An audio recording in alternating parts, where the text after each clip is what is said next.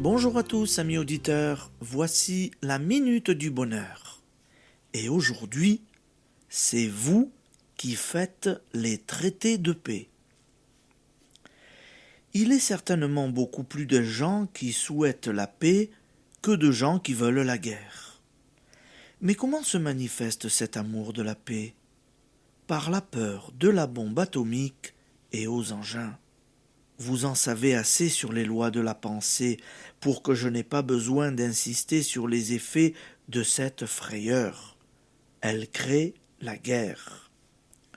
On ne saurait nier que l'instinct combatif s'éveille chez les garçons dès l'apparition de leurs premières dents. Souvent des temps anciens où, pour subsister, il fallait se battre contre l'auroche et vaincre le mammouth. Vous aimez à vous battre? Voici des ennemis. Ils sont en vous. Ce sont vos craintes, vos hésitations, vos haines, vos limitations, vos scepticismes, tout ce que dit non à la vie, au bonheur, à la justice, à la paix.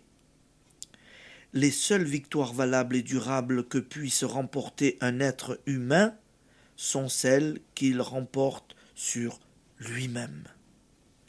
Il n'est jamais rien sorti de bon d'une guerre, même pas pour le vainqueur. La paix est un tout. Il est impossible d'entretenir la division en soi-même. Les dissensions au foyer ou dans ses relations de travail, et de prétendre en même temps faire régner la paix dans le monde.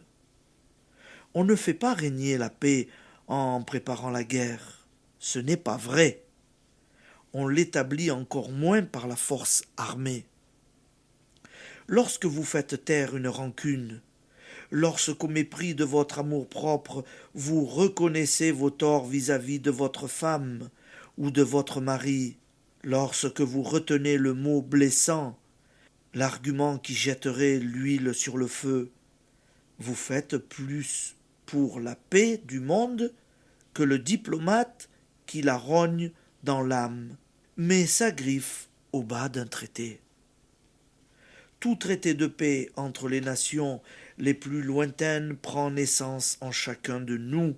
Il est contresigné et affermi par les pensées d'amour, de concorde que nous cultivons en nous et autour de nous.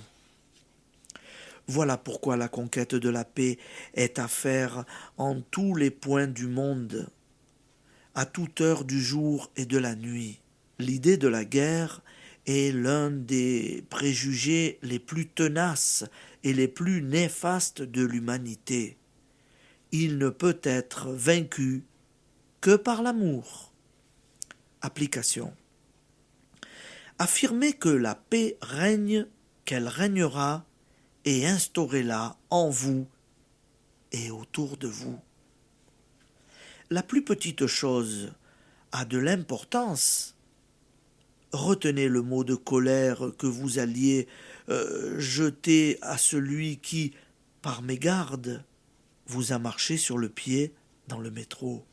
Souriez à qui vous fait la grimace, et vous créez ainsi sans cesse et sans répit des vibrations favorables à la paix dans le monde. Merci d'être avec nous, amis auditeurs, et bonne journée à tous. À demain.